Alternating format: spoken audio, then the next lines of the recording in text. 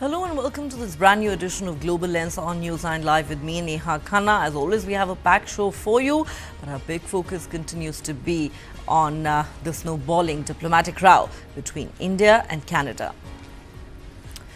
To say that India-Canada relations have hit an all-time low would be an understatement. Fact is, the unprecedented meltdown of the last 2 days perhaps has only one parallel: India's frosty ties with Pakistan, an enemy state. Things are clearly spiraling out of control. Canadian Prime Minister Justin Trudeau has doubled down on his charges against India. He says he has spoken to his Five Eyes allies about the issue. The police in Canada are now claiming a Bishnoi gang angle to the Khalistani terrorist Hardeep Singh Nijjar murder case. The two countries have expelled each other's top diplomats in a tit-for-tat move. Blistering statements are being issued at a rapid pace, and a bitter blame game is on. Let's take an in-depth look at how diplomatic ties between India and Canada have not only soured but plunged to rock bottom.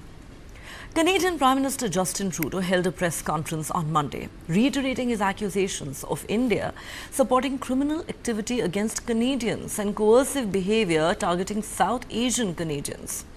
Trudeau claims that agents of the government of India were involved in the killing of Nijjar, a Canadian citizen, in June last year. The Canadian Prime Minister has said he has shared information about the accusations with the Five Eyes partners, particularly the United States. In fact, the Trudeau government has alleged a wider campaign of the Indian government with organized crime elements in Canada to collect through questionable and illegal means information on Canadian citizens, information which is fed to criminal organizations that then take violent actions from extortion to murder. That is what they are claiming. Trudeau said, "I think it is obvious that the government of India made a fundamental error in thinking they could engage in supporting criminal activity against Canadians on Canadian soil. Whether it's murders or extortion or other violent acts, it's absolutely unacceptable." He went on to say, "We shared our concerns with the government of India and asked them to work with us. The requests were repeatedly refused." Sources in India's External Affairs Ministry have responded to Trudeau's allegations by saying, and I quote, "The Canadian Prime Minister's press conference was the same old Trudeau saying the same old things for the same old reasons. The central assertion from all Canadian officials is that credible evidence has been presented to India. This is simply not true. From the very beginning, the Canadian approach has been to make vague accusations and put the burden of denial on India. It is absurd that after intensively engaging the Indian High Commissioner over the last year, the Canadian government now chooses to target him." New Delhi has repeatedly shot down as absurd and motivated the claim that it was linked to the Nijjar murder, saying the Trudeau administration has not shared a shred of evidence with the government of India despite many requests. Prior to Trudeau's press conference, the Royal Canadian Mounted Police, that's the federal police in Canada, addressed a press conference alleging that they had evidence pertaining to connections between a certain number of individuals arrested by them and charged with murder and extortion and the government of India. And then they called on Canadian citizens in this very press conference to come forward if faced with intimidation, harassment, coercion or extortion to obtain information for the government of India. Not only that, they also claimed that agents of New Delhi are working with organized criminals, including the Bishnoi gang that was linked to last week's murder of former Maharashtra Minister Baba Siddiqui, to target the South Asian community, specifically pro-Khalistani elements in that country. Remember, Canada is claiming that India's top diplomats, including High Commissioner Sanjay Verma, were persons of interest in the Nijjar murder investigation. Foreign Minister Melanie Joly yesterday said the government had decided to expel these 6 Indian diplomats from Canada. India had already announced that it was withdrawing its 6 diplomats over security concerns. India has also expelled top Canadian diplomats, including the acting High Commissioner and the Deputy High Commissioner, in the first ever such downgrade of diplomatic ties between the two countries. New Delhi said the accusations against its envoy, Sanjay Kumar Verma, were ludicrous and deserve to be treated with contempt, adding that Trudeau's hostility to India has long been in evidence and that his allegations were a strategy of smearing India for political gains. What we have seen in the last 2 days is an unprecedented escalation in the diplomatic row between the two countries, a row that erupted in September last year when Justin Trudeau first accused the Indian government of involvement in the killing of Khalistani terrorist Hardeep Singh Nijjar. The founder of the Khalistani Tiger Force, a designated terror group, Nijjar was high on India's most wanted list for multiple crimes including murder. India has time and again accused Canada under the Trudeau dispensation of giving political space and legitimacy to Khalistani extremists, violent elements and anti-India forces. Amidst the snowballing diplomatic tensions, the Washington Post has carried a report claiming that India's National Security Advisor Ajit Doval held a secret meeting with his Canadian counterpart in Singapore last week and that the Canadian officials outlined alleged evidence showing that India had enlisted networks of the Lawrence Bishnoi gang to carry out the killing of Nijjar and attacks on Sikh separatists. The report, citing anonymous Canadian officials, claimed Ajit Doval initially pretended not to have any idea who Lawrence Bishnoi was, but later the NSA acknowledged that Bishnoi was capable of orchestrating violence from wherever he is incarcerated. Interestingly, in June 2022, it was the Indian High Commission in Ottawa that alerted Canada over the involvement of gangsters operating from its soil in violent crimes in Punjab after the killing of singer Sidhu Moosewala. The Lawrence Bishnoi gang had taken responsibility for the killing of the singer. The United States last month summoned the Indian government after another Khalistani terrorist, Gurpatwant Singh Pannu, claimed in a civil lawsuit that India was linked to a plot to murder him. The US said it was deeply concerned by the claims and called on New Delhi to take the allegations against it very seriously and investigate. The Indian government set up a high-level committee to probe the charges, and now reports say that that very probe committee will soon travel to Washington to discuss with officials of the Biden administration the progress made in their investigation and details of an arrest allegedly made by Indian authorities in this regard. However, fact is, the Canadian Prime Minister seems to have made it his personal agenda to repeatedly attack India. His irresponsible statements, vote bank politics and flirtations with extremist elements have caused immeasurable damage to what was once a strong bilateral relationship between India and Canada with strong people-to-people ties. What explains Trudeau's growing hostility towards India? Why these ludicrous allegations? Is Trudeau getting increasingly desperate ahead of the elections in Canada in 2025? Is he hoping to revive his sagging political fortunes by making anti-India statements so as to woo the extremist Khalistani and anti-India forces that he is already in bed with? Is he hoping to boost his rapidly plunging approval ratings at home, with poll after poll suggesting that his popularity with the Canadian people is at an all-time low? Is he making frantic efforts to make up for the electoral losses that his party suffered in the by-polls this summer, especially in Montreal and Toronto, both Liberal Party fortresses? Remember, Justin Trudeau barely survived 2 no-confidence motions in September and October after Khalistani separatist Jagmeet Singh, who had propped up Trudeau's minority government, decided to withdraw support. Is Justin Trudeau grasping at straws, sensing an embarrassing defeat in the 2025 elections? Or is he too nervous about his impending appearance before a parliamentary commission where he needs to explain how his government allowed foreign interference in Canadian elections, a reference to China, right under its nose? Whichever way you look at it, Justin Trudeau increasingly looks like a weak, inept, unpopular leader who knows he would soon be riding into the sunset and is therefore resorting to desperate measures in the hope of hiding his own failures by taking cheap potshots at India. In fact, such is the state of relations between India and Canada today that many are asking, is Canada the new Pakistan? Many also argue that just the way Pakistan became a safe haven for terrorists wanted by India, anti-India elements have found a safe space in Trudeau's Canada.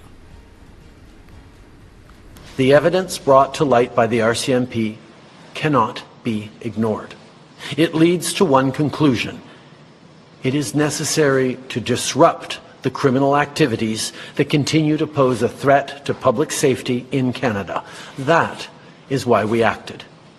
Because we will always, first and foremost, stand for the rights of Canadians to feel safe and secure in their own country. We will never tolerate the involvement of a foreign government threatening and killing Canadian citizens on Canadian soil, a deeply unacceptable violation of Canada's sovereignty and of international law. I know the events of the past year and today's revelations have shaken many Canadians, particularly those in the Indo-Canadian and Sikh community. Many of you are angry, upset, frightened. I get that. This shouldn't happen. Canada and India have a long and storied history rooted in people-to-people ties, business and trade. But we cannot abide by what we're seeing right now. Canada fully respects the sovereignty and territorial integrity of India, and we expect the Indian government to do the same for Canada. As Prime Minister, it is my responsibility to provide reassurance to those who are feeling their safety has been compromised, but most importantly, it is my responsibility to take action and to never hesitate in doing what is necessary to protect Canadians. Canada is a country rooted in the rule of law, and the protection of our citizens is paramount. That's why, when our law enforcement and intelligence officials began pursuing credible allegations that agents of the Government of India were directly involved in the killing of a Canadian citizen, Hardeep Singh Nijjar, on Canadian soil, we responded. We don't want diplomatic confrontation with India. We know that there are thousands of Canadians that go to India every year. We have lots of people from India coming to Canada as well. So we know that there are deep people-to-people ties and want to make sure that these are still possible.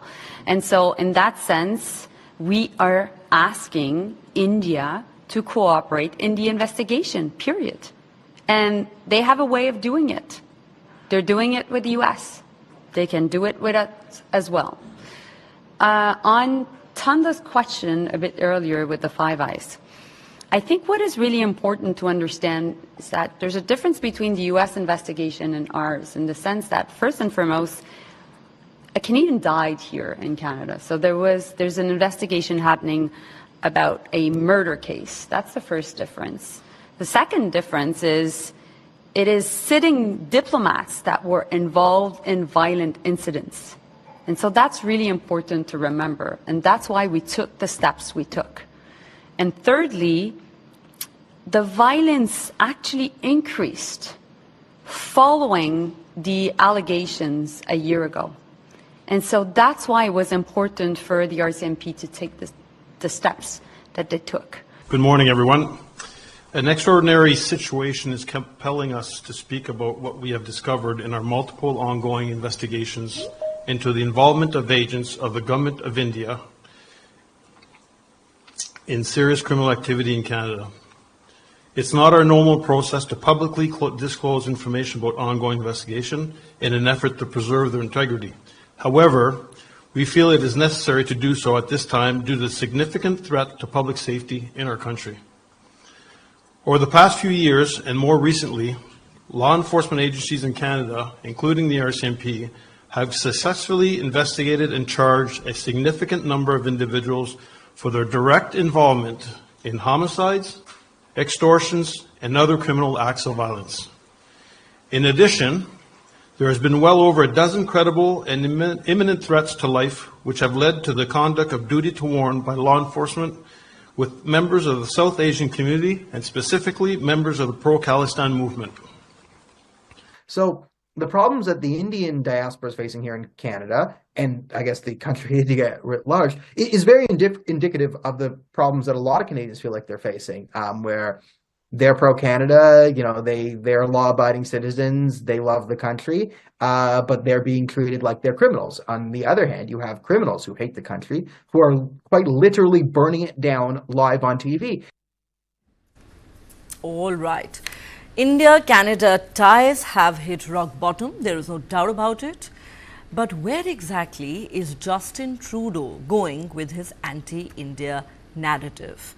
And just what is the real story behind this? Let's put those questions to our guests. Joining me on Global Lens tonight is Ambassador Prabhu Dayal, former Indian diplomat, Dr. Amlendu Mishra, Professor of International Politics at the Lancaster University in London, and completing the panel tonight is Pramit Pal Chaudhary, Foreign Affairs expert at the Eurasia Group. He joins us from Singapore. Gentlemen, a warm welcome to all of you. Ambassador Prabhu Dayal, let me begin with you.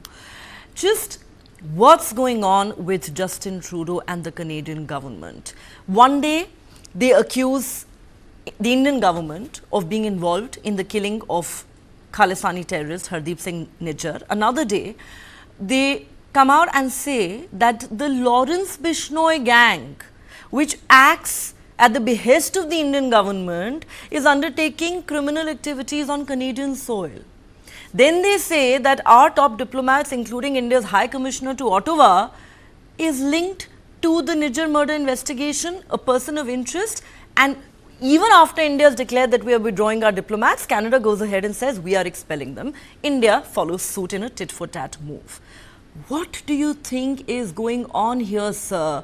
Would it be correct to say, in your experience as a diplomat, is this the lowest that India's diplomatic ties with what was once a friendly country have ever gone? Today, parallels are being drawn between Pakistan and Canada. Is that how bad things are? Well, Neha, first of all, thanks for having me on your show. You have rightly said that India's relations with Canada have now hit the rock bottom. And what we now are hearing about the Canadians alleging that the Lawrence Bishnoi gang was involved is because 2 days ago his name came up and the Canadians are just trying to concoct a news story, just linking him and making it appear as if the Indian government was somehow using his services. You know, this shows that Justin Trudeau is trying to double down whichever way he can on the claim that he has been making that India was behind the murder of Hardeep Singh Nijjar. Now, three questions arise, and these are very important. Firstly, why has this crisis erupted? Secondly, what is the fallout on the ground of this crisis? And thirdly, what needs to be done? So the first question can be answered in terms of Justin Trudeau's woke bank politics. He is indulging in a wide range of anti-India activities because of the fact he needs the support of the Khalistan base. It may be mentioned that, he has only 160 seats in the Canadian lower house, but he needs a minimum of 170. So he was earlier getting support from outside from Jagmeet Singh Dhaliwal and dancing to the tune of Dhaliwal, who was a Khalistani supporter. Now, although Dhaliwal has ostensibly withdrawn support from Trudeau's government, but 2 weeks ago, there was a vote of no confidence, and in that, Dhaliwal's party voted along with Justin Trudeau. So the so-called withdrawing of support is to put more pressure on Justin Trudeau and make him dance more than ever to the tune which Jagmeet Singh Dhaliwal has been playing. So the second point is what is happening on the ground. Certainly what is happening on the ground is pro-Khalistan elements are getting a free hand, are impacting India-Canada relations. And these people, these extremist Sikhs, are openly calling for the breakup of India and the creation of Khalistan. Let me mention that in April this year, Justin Trudeau went to attend a function at a Gurdwara, and there were loud chants of pro-Khalistan slogans. And his supporters, his group, his accompanying police guard could do nothing about it. And you would recall that in June last year, at the Brampton Gurdwara, on the occasion of the so-called storming of the Blue Star, the Blue Star operation, there was a procession in which Indira Gandhi's body, I mean, her sari was all cloaked in blood. And this sort of thing was being encouraged by the Canadian government. And there were slogans all over written on her, this is a revenge for the Operation Blue Star. So what is happening is that Trudeau's government is openly encouraging anti-India activities. And that brings me to the third question. What can be done to arrest this trend and to improve the relations? Well, my feeling is that as long as Justin Trudeau continues to be Prime Minister, the relationship cannot improve. I say this with firm conviction, and I think that the Canadians also realize, and I wouldn't be surprised that in the next election, which should be around the corner, because frankly, he doesn't have a majority, and there should be new elections. But it's up to the Canadians to decide that. But in the next elections, the feeling I get and the feedback I get from Canadians is that he's going to lose.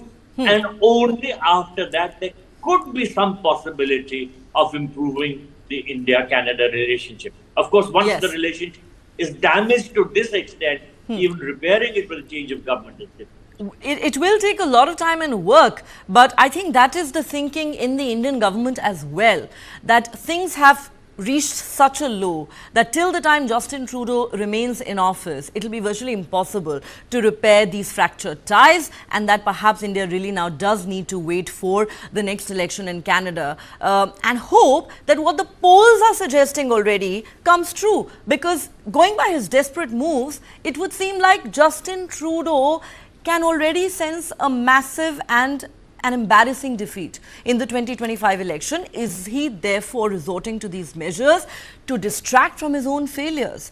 Let me take this to Dr. Amlendu Mishra. Dr. Amlendu Mishra, Justin Trudeau is a man who accuses India of foreign interference and perpetrating criminal activities on Canadian soil. This is the same man whose dispensation has been glorifying the assassination of Indira Gandhi, a former Indian Prime Minister, on Canadian soil in the name of free speech.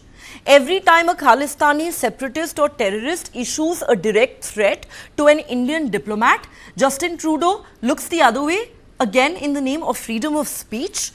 These Khalistani elements, who are a clear threat to India's security, something that India has been at pains to point out to Ottawa, get to hold referendums on the creation of Khalistan, all in the name of freedom of expression. And this man talks about India not respecting his country's territorial integrity and sovereignty. I mean, isn't this the height of hypocrisy? For years and years now, India has been telling Justin Trudeau that you are encouraging anti-India forces on your soil, crack down on them. A lot of these men are wanted in India for crimes as serious as murder. Some of them have been designated as terrorists. But this man says they can do whatever they want in the name of freedom of speech. Who is Justin Trudeau now lecturing? Hi, good evening. That's a very good point. First of all, it looks like we have pinned everything on this particular man, that is Justin Trudeau. India's relationship with Canada should not be hostage to this particular individual. So the right thing for India to do at this point would be to nurture an opposition within Canada, given that Justin Trudeau has been interfering in Indian affairs, let it be farmers' protest or the separatist movement in Punjab, or playing to the audience, or Khalistani audience in Canada.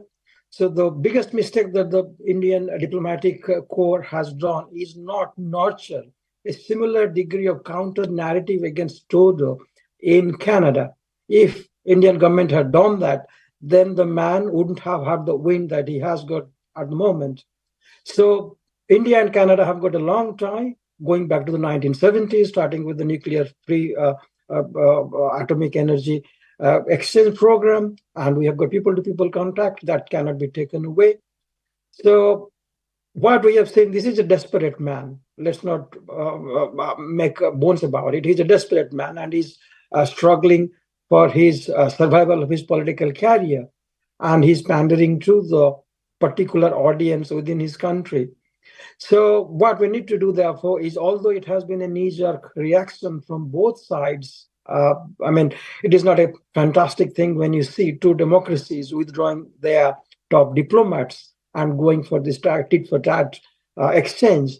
But at the same time, I would say that somewhere down the line, we should have good sense to prevail and create a confusion and tension within Canada as well in opposition rank. And if you follow the Canadian press, you realize that he himself, Justin Trudeau himself, is very highly unpopular, and not many Canadians take him very seriously.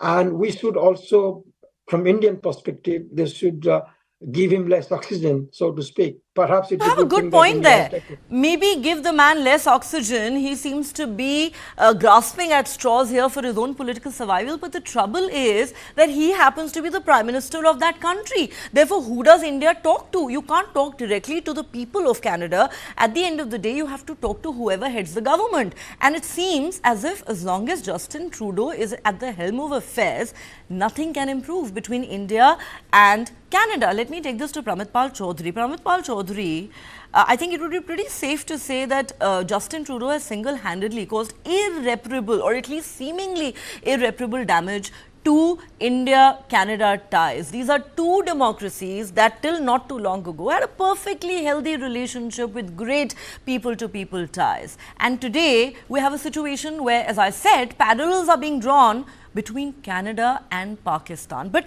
does Justin Trudeau increasingly look like a desperate man with his back to the wall, knowing that his approval ratings at home are at an all-time low?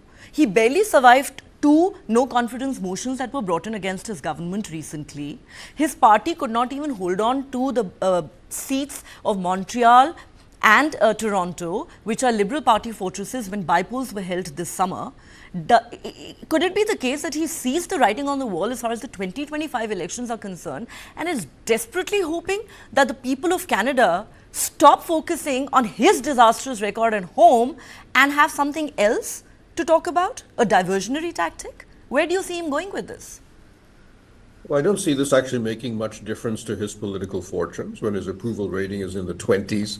And given that almost most Canadians would obviously be much more concerned about the real problems they're facing, the massive housing problems, inflation, joblessness under him. But I think what this might help him do is that to survive, as you mentioned, he's just barely survived 2 votes of no confidence. And in both cases, he survived because allied parties, either the New Democratic Party, which is led by a known pro-Khalistani Sikh, or the Bloc Québécois, which is a sort of semi-separatist movement in party in Quebec, have supported him. In both of them have then declared that they will not support, or they have made incredible numbers of demands that if you want our support for another vote of no confidence, you have to agree to various things. I would guess that part of what he is doing now is that he hopes to get the NDP, or maybe already has an understanding with the NDP, that they will support him over this issue, so that the next vote of no confidence or any similar attempt to do so, he will be able to survive it and push his government to last maybe until the spring of next year. When I've talked to various Canadians who seem to know about these things, they said a spring election now is looking more likely. But otherwise, without that, he had a very good chance of his government falling before Christmas. This, I think, has given him that little period of extra survival. But will it make any difference to his poll ratings? I doubt it, partly because it's too transparent. And it will only cater to the same people who already want to vote for him. I don't see any conservatives switching their vote over this issue. So yes, he has his back to the wall, and this is going to be, this and perhaps other similar strategies are going to be an attempt to continue to extend his political life just a little bit longer. But fundamentally, I don't think it'll make any major difference. Trashing India and using these attacks as a diversionary tactic are unlikely to improve his sagging political fortunes at home. And really, how much more can he woo the same anti-India forces, the Khalistani separatists, who he's already in bed with? And you know, it's quite hilarious how India made a reference to Justin Trudeau's rather embarrassing visit to India in 2018, where he tried so hard and so desperately to woo a certain community, but that really backfired on the man spectacularly. Okay, I need to take a quick break here on Global Lens. Don't go anywhere. We'll continue this conversation with our guests on the other side. Just where do India-Canada relations go from here?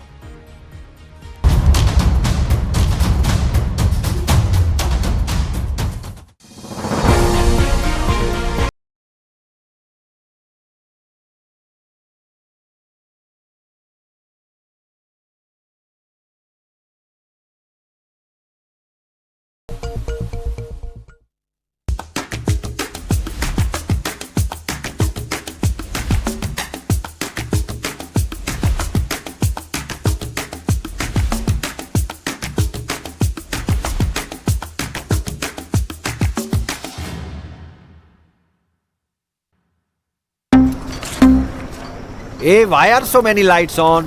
Is it Navroz? Settling accounts, uncle? No, writing a love letter. Check your accounts every day and ensure there is no mismatch. Exchange sends trade-related messages daily. Do timely verification. And if there is a mismatch, inform the exchange immediately. Soch kar, samajh kar, invest kar. For the very first time in our investigation, we unmasked the killer of Ravindra Matre. In 5G, we have to stand with the world, and in 6G, we have to lead the world. Winning a Grammy was an absolutely surreal experience.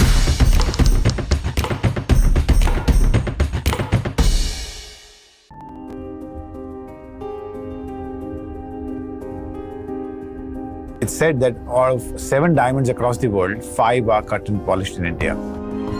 Don't forget, US is the largest consumer of, polished diamonds and the diamond jewelry. And that has taken a big beating for multiple reasons, but largely because of the consumer spending going down on these items. And that's essentially what has hit the diamond industry. We are at a brim where you see not just one, but multiple very strong global brands coming out of India. And we will make a global mark, and I'm convinced about that.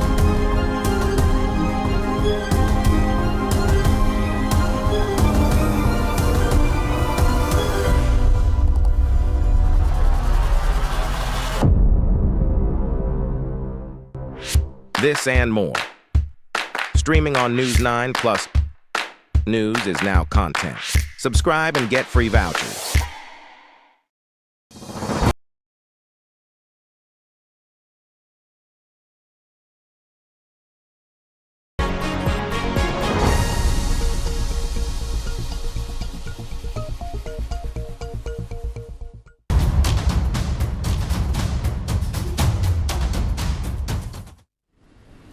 Welcome back. You're watching Global Lens on News 9 Live with me, Neha Khanna, and we're discussing the snowballing diplomatic row between India and Canada, with relations between the two countries now practically in deep freeze. Let me go back to my guests. Ambassador Prabhu Dayal, I have 2 questions for all my panelists, and I'll begin this segment with you. My first question is this. There are many today who are asking the question, is Canada the new Pakistan?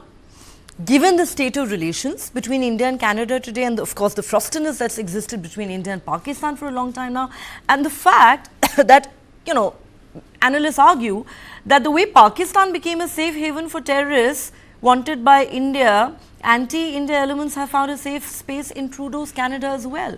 Do you believe there's some merit in that argument, or do you see that as being a little far-fetched? And the other question is this. What do you make of the fact that while allegations leveled by Canada have resulted in a massive diplomatic showdown between India and Canada, India is dealing with the allegations leveled by the United States vis-a-vis Pannu very differently, to the extent that the probe committee that had been set up is set to visit Washington soon to discuss details of the ongoing investigation with officials of the Biden administration. And if reports are to be believed, Indian authorities have even made an arrest in that case. That man is being referred to as CC1.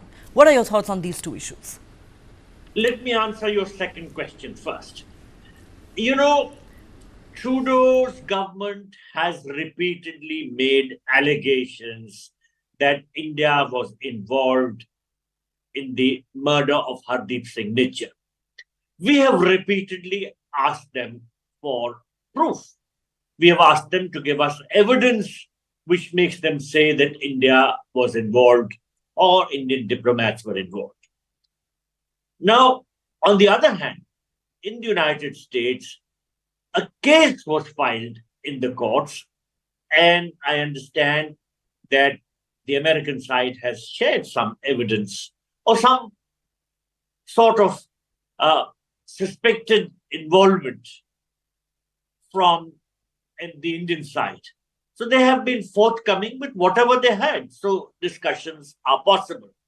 Of course, as I said, in the United States, a case has been filed for the alleged attempt to murder Pannu.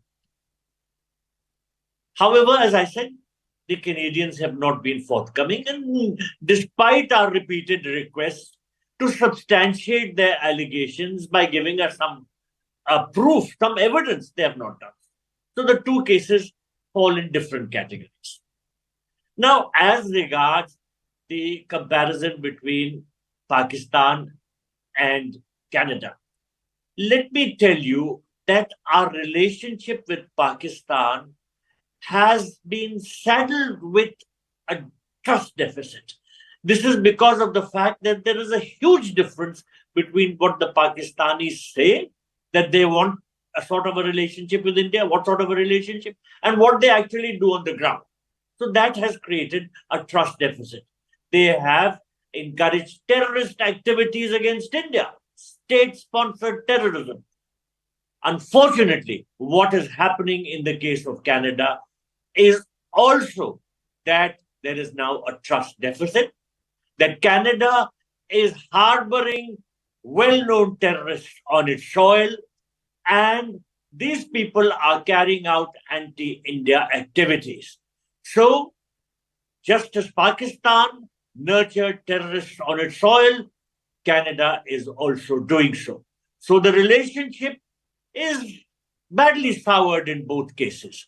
So while we have a border with Pakistan and Canada is located far away, but in today's day and age, distance doesn't matter. You can strike at countries' interest, even from a distance. So in that sense, Canada is behaving exactly as Pakistan has been behaving, and that is to say, hurting us in a manner that we are not going to take any longer. Well, India is not going to take it any longer. I think it has made it abundantly clear with those very strong measures that it has taken by downgrading diplomatic ties with Canada and expelling their top diplomats, including the acting High Commissioner.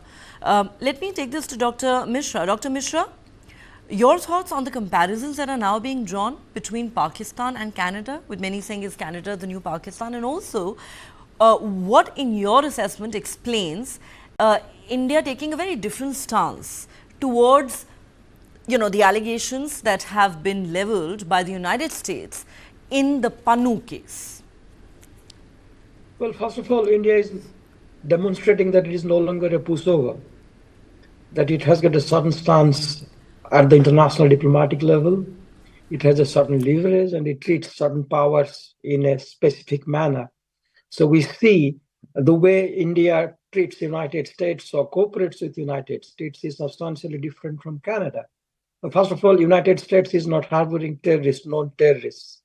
United States, despite several different incidences in California in particular, where Indian temples have been defaced, there is no such credible threat against Indian diplomats that one has faced in United States.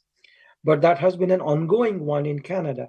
So these are two different cases. If there has been some degree of cooperation between the United States and India, it's because both these relationships are completely different. Canada has got history.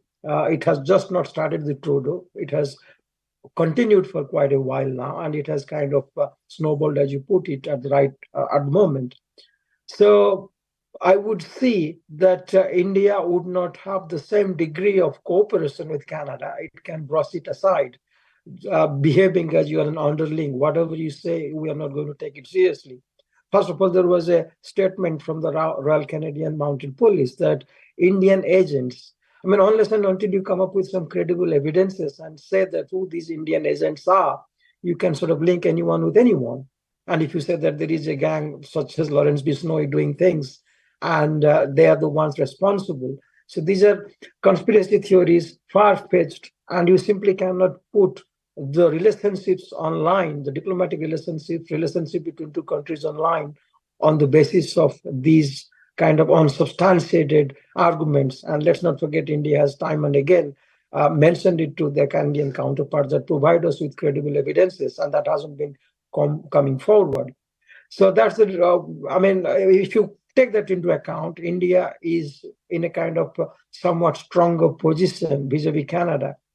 The second one that you talk about, whether Canada has become the new Pakistan. Well, I mean, in the first instance, if you talk about the withdrawal of the top diplomat from each other's capital and dumbing down of the diplomatic relationships, goes on to suggest that things are not terribly great. And Canada, unfortunately, has been pandering to, or the current government at least, is pandering to many sort of secessionist forces. And it is obvious, it is blatant, it is open. And that is exactly what has been done by Pakistan over the years from the other side of the border. So while Pakistan has been sending what you may call terrorists to India on a regular basis, we haven't had such instances so far happening from the Canadian side so far. But once that happens, perhaps your kind of comparison would be a very good one. So far as the relationship is concerned, it has hit rock bottom, diplomatic relationship with Pakistan as well as in Canada. So whether Canada is the new Pakistan, it could be, you wouldn't be sort of stretching it too far if you put it that way. Okay, not a stretch if you do compare Canada to Pakistan today.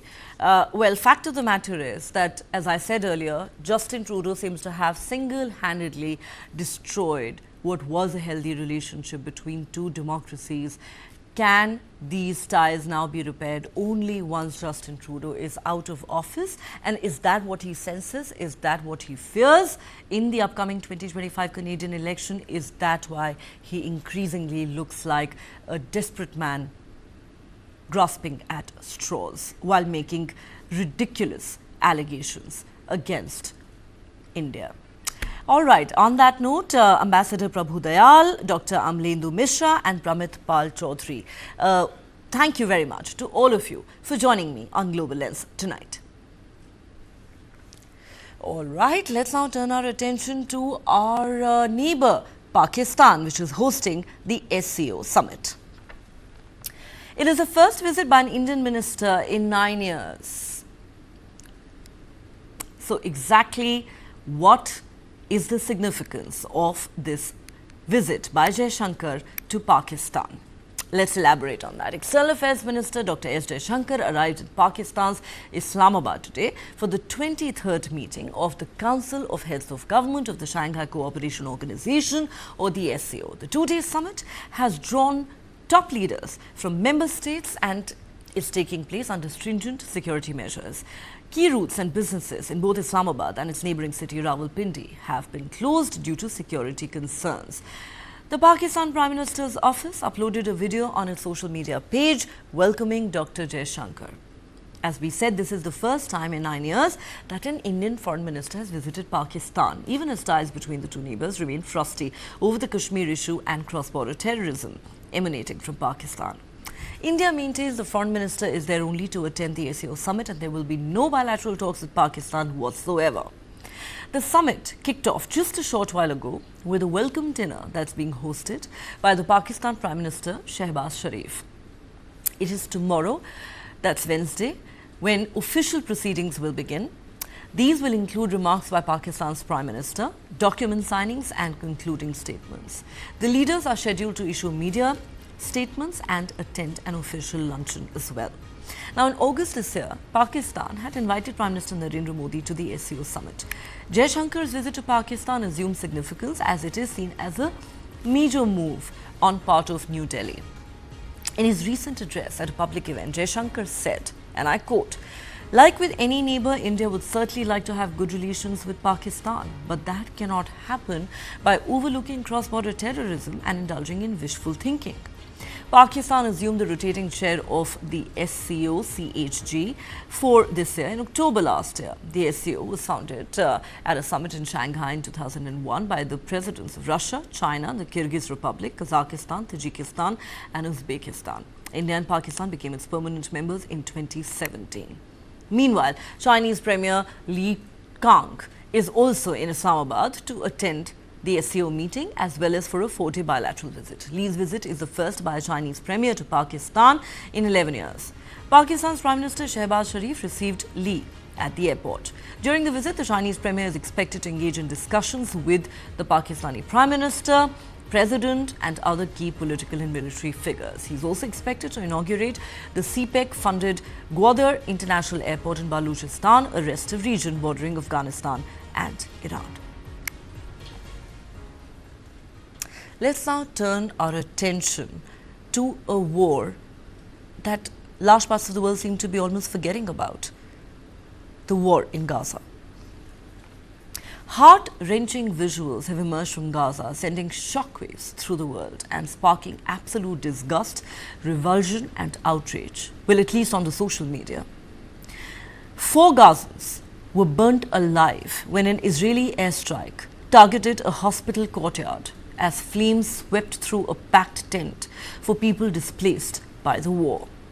Dozens of others, at least 70 according to hospital records, including women and children, were left with severe burns. The Al-Aqsa Martyrs Hospital in the Gaza Strip was already struggling to treat a large number of wounded people from an earlier strike on a school-turned-shelter nearby that killed at least 20 people when the airstrike hit and fire engulfed many of the tents. The Israeli military said it targeted fighters hiding out among civilians. In recent months, it has repeatedly struck crowded shelters and tent camps, alleging that Hamas was using them as staging grounds for attacks. More than 40,000 Palestinians have been killed since the Gaza war began on the 7th of October last year.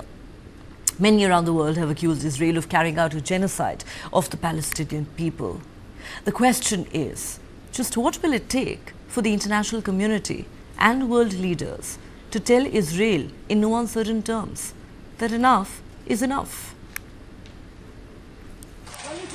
Displaced Palestinians woke up to their tents on fire in the early hours of Monday after an Israeli airstrike hit Al-Aqsa Hospital in central Gaza. Medics reported several people killed and dozens of others wounded. "I swear there's no safety, whether it's a hospital, a school or any place," this woman said. "Nearly 5 days ago they hit a school and today they hit the tents. As you see, what can we do?" Israel's military said it struck militants operating from a command center inside the compound. It accuses Hamas of using civilian facilities for military purposes, which Hamas denies. The strike came as Israeli forces widened their raid into northern Gaza. Residents said the military had isolated several areas in the far north of the enclave, including Jabalia, Gaza's largest historic refugee camp. As strikes continued, medics were seen rushing wounded Palestinians to Kamal Adwan Hospital in Jabalia on Sunday. The Israeli military said earlier that it had ordered evacuations in areas including Kamal Adwan Hospital. 9 days into a major Israeli operation in northern Gaza, the Hamas-run Gaza government media office said Israeli strikes had killed around 300 Palestinians there. It said Israel's bombardment of civilian houses and displacement shelters was intended to force residents to leave Gaza once and for all, which Israel denies. Palestinian and United Nations officials say there are no safe areas in the enclave. They're also worried about severe shortages of food, fuel and medical supplies in northern Gaza, saying there's a risk of famine there. An Israeli military statement on Sunday said forces operating throughout the Gaza Strip in the past 24 hours had attacked about 40 targets and killed dozens of militants. At a rally in Pennsylvania on Monday, Democratic presidential candidate Kamala Harris sharply criticized Donald Trump's recent remarks about an enemy within America, framing him as a growing threat to democracy. Harris said he's talking about anyone who doesn't support him as an enemy of our country. It's a serious issue. She described Trump as increasingly unstable and unhinged in his quest for unchecked power. The battleground state of Pennsylvania, where both Harris and Trump held rallies, is crucial in the upcoming presidential election, which is now just weeks away. With polls showing a tight race, both candidates are intensifying their efforts in all the swing states.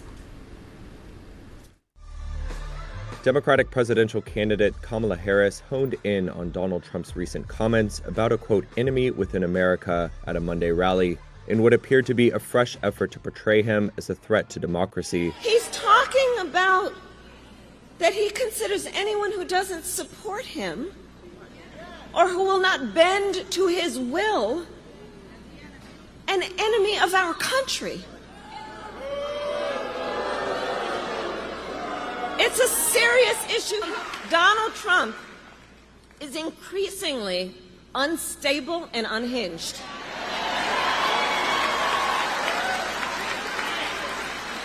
And he is out for unchecked power. That's what he's looking for. Harris was speaking in Pennsylvania Monday night, and so was Trump.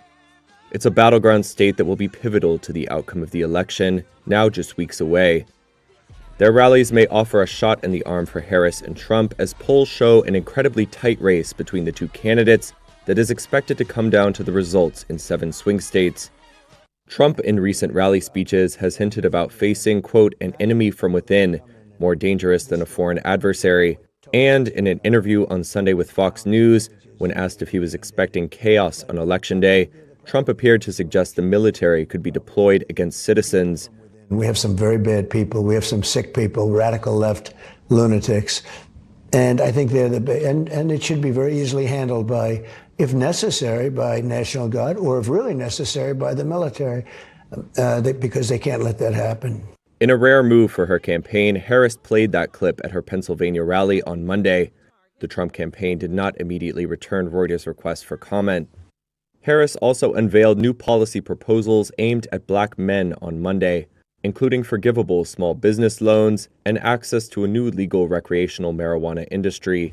That comes amid concern by her campaign and Democrats, including former President Barack Obama, that her support from black male voters is slipping.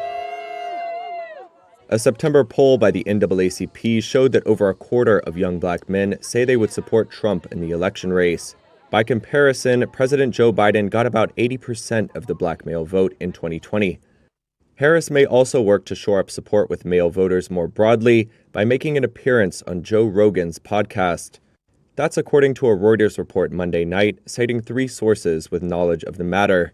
Rogan runs the most popular podcast in the United States and has a highly coveted and devoted following that leans young, male, and numbers in the tens of millions. On Monday, Trump had indicated he plans to go on Rogan's show before Election Day. On Tuesday, Harris is expected to be interviewed by Charlamagne tha God, a comedian and author whose nationally syndicated radio show is popular with black millennials. In other news, Sean Diddy Combs, the music mogul, now faces 6 new sexual abuse lawsuits, including one accusing him of assaulting a minor. The civil lawsuits were filed just a month after Combs was criminally charged for an alleged scheme involving sex trafficking and racketeering, which prosecutors claim spanned several years. The latest legal challenges add to growing pressure on the rap mogul, who has maintained his innocence as allegations of serious misconduct continue to emerge. Rap mogul Sean Diddy Combs faced fresh allegations of sexual abuse on Monday. 6 new civil lawsuits were filed by anonymous plaintiffs in New York federal court, including one man who accuses Combs of assaulting him when he was a minor. The man says he was 16 years old when Combs sexually assaulted him at a party at a Hamptons mansion back in 1998. Other lawsuits accuse Combs of decades of abuse, alleging he, quote, molested, raped, assaulted, threatened, and coerced women, men, and minors for sexual gratification, to assert dominance, and to conceal his abhorrent conduct. The Monday filings were from a Houston-based lawyer named Tony Busby, who has said he is representing 120 people who accuse Combs of abuse. His law firm said in a statement that it plans to file additional lawsuits against Combs in the coming weeks. Monday's civil suits were filed a month after Combs was criminally charged with sex trafficking and racketeering, with his trial set for May 5th next year, and with a judge denying him bail last week. Combs' lawyer did not immediately respond to a request for comment on Monday. The rapper has denied wrongdoing in other civil cases against him and pleaded not guilty in his criminal case. That's all the time we have on Global Lens tonight. Thanks so much for watching. Do join us again at the same time tomorrow.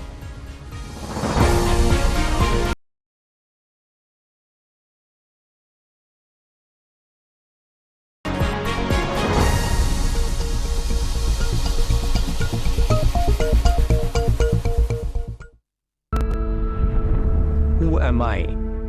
Nobody can crack that mystery. There is a certain expectation of me. That's the only contradiction. Life itself is stranger than fiction. I was a perfectly normal person born in an abnormal world. I really didn't understand why is it different. Just imagine a child who is bullied every day. Boys school में कुछ लड़का लोग मेरे साथ sexual abuse किए. मुझे तेरे बारे में सब पता है. और मैं तेरा rape कर लूँगा. You also start to stigmatize. अरे ये तो time pass है. Sex doesn't come in the picture. Sex comes very late. Then there are man-made narratives. Why do you walk like that? Why do you sway so much? So you can understand the trauma of a person who's trapped in a wrong body.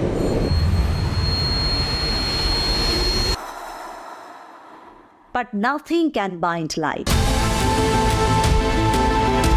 We have to reclaim the lost position. We fought for more than 10 years. Today I'm the mother of the industry. I'm a first transgender member judge. You can't walk in everybody's shoes. This is what I'm comfortable with. We just are what we are. You become the light yourself. That is the change that I was looking for. When I recognize myself, it's a small story, but it's an interesting one.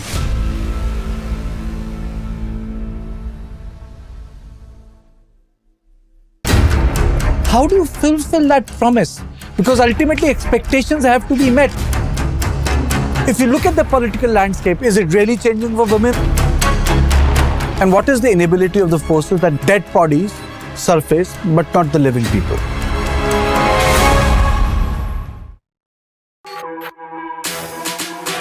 जानना है तो देखिए, समझना है तो सुनिए, सीखना है तो पूछिए, और कमाना है तो खरीदिए। जानकारी, सलाह और निवेश सब एक ही सुपर ऐप पर। पैसे का सवाल है तो जवाब है मनी 9। आजादी पैसे की, अभी डाउनलोड करें। Cooking is an act of law. The first act of law we receive from our mothers in the families. Modern Indian food is all about contemporary and innovative approach to traditional Indian cooking. Representation it's also important, no? I want to wear this white coat every day and then be a chef. There are stories. If the name of whiskey is Indri, then there is a whole story behind that. Cooking food is like a therapy, and eating one is like a pleasure I can give it to myself. With Lounge Nights, I'm on a journey to celebrate and recognize the best food and nightlife establishments in various cities across India.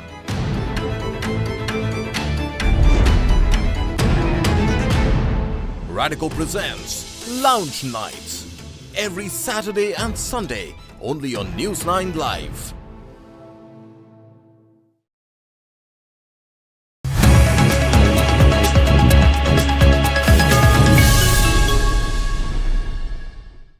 Hello and welcome to the News 9 Plus show on the world's first news and current affairs OTT platform, News 9 Plus. Here are the top headlines today. In a tit-for-tat move, India and Canada have expelled each other's diplomats. Earlier in the week, Ottawa said it was investigating India's ambassador and other diplomats as persons of interest for the alleged killing of Khalistani terrorist Hardeep Singh Nijjar. The Election Commission has announced the dates for the Maharashtra and Jharkhand assembly polls. Maharashtra will go to polls on November 20th, while polling will be held in 2 phases in Jharkhand on November 13th and November 20th. Counting of votes will be held on the 23rd of November. The Supreme Court has issued notice to the Centre and Election Commission of India on a plea seeking direction that freebies promised by political parties in the run-up to elections be declared as bribes. As Delhi's air quality remained in the poor category for the second day, the centre's Air Pollution Control Panel for Delhi NCR directed state governments in the region to implement the first stage of the Graded Response Action Plan or GRAP. 2 days after Dussehra, Delhi's air quality index stood at 281. The world's total public debt is set to exceed $100 trillion this year for the first time, the IMF said on the 15th of October. The IMF said political sentiment favors higher spending that amplifies borrowing needs and costs. The Indian Medical Association has announced its support for a nationwide hunger strike by doctors. The decision follows the ongoing 10-day hunger strike by doctors in Kolkata demanding justice for their colleague who was raped and murdered at the RG Kar Medical College and Hospital last August. In a step towards addressing ethnic tensions in the state, MLAs from Manipur's Meitei, Kuki and Naga communities joined a meeting facilitated by the Ministry of Home Affairs. This is the first such official meeting of MLAs of all major communities since ethnic violence erupted in the state last year. North Korea has blown up sections of roads and rail lines on its side of the heavily fortified border between the two Koreas. The explosions came after Pyongyang vowed last week to completely cut off the inter-Korean roads and railways and further fortify the areas on its side of the border. Israel has said that they will listen to the United States but decide its course of action according to national interest. The statement came after a Washington Post article said PM Netanyahu had told President Biden's administration that Israel would only strike Iran's military targets and won't target its nuclear and oil sites. Until the 14th of October, there was just one major country India had the lowest level of diplomatic contact with, Pakistan. Now, India and Pakistan have not had envoys in each other's capitals. It's been 5 years now. The reason? Pakistan's reaction to India's abolition of Article 370 in 2019, in Jammu and Kashmir, of course. Pakistan wants to keep the fires of secessionism burning in Jammu and Kashmir. But yesterday, a second country was added to the list of countries that India has the lowest level of diplomatic contacts with. That club that Pakistan inhabits, it's Canada. 6 Indian diplomats, including High Commissioner Sanjay Verma, were recalled by India from Canada. This came after Canada claimed that agents of the government of India used criminals, referring specifically to the Lawrence Bishnoi gang, to target South Asian community members, specifically pro-Khalistani elements in Canada. While many within Canada are seeing this move by Prime Minister Justin Trudeau done to bolster his falling ratings as Canada's elections come closer, it's also once again brought into focus Canada's openness towards Sikh terrorism. Both Trudeau's father Pierre and now Justin Trudeau himself have not only tolerated Khalistan militancy, but they've also transformed Canada into a safe haven for terror and terror financing. Now, after the Khalistani terrorists blew up Air India Flight 182 40 years ago and killed mostly Canadians, ignorance can no longer be the excuse for the Khalistan movement's lethality.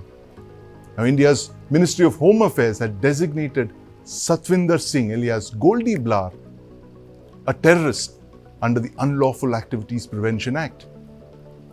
In 2022, Interpol also issued a red corner notice against this gangster after he claimed in a post that he had killed Punjabi singer Sidhu Moosewala. Now, Goldeep Brar is based in Canada's city of Brampton since 2017. And from there, he's been supervising the activities of the Lawrence Bishnoi gang in Canada. The Canadian government has yet to act on this Interpol notice. And it's no wonder then that India has strongly rejected what it calls the preposterous imputations by Canada. The Justin Trudeau administration has not shared a shred of evidence with the government of India despite many requests, government spokesperson in India have said. So what has brought on this latest round of allegations from Canada? On the 9 p.m. show today, we're discussing the big developments from these.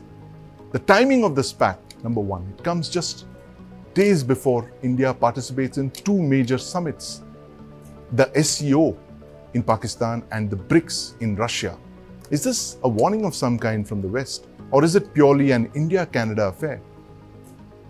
Number two, India and Canada ties have hit their lowest under the tenure of one man, Prime Minister Justin Trudeau. What are Trudeau's vote bank politics and his compulsions?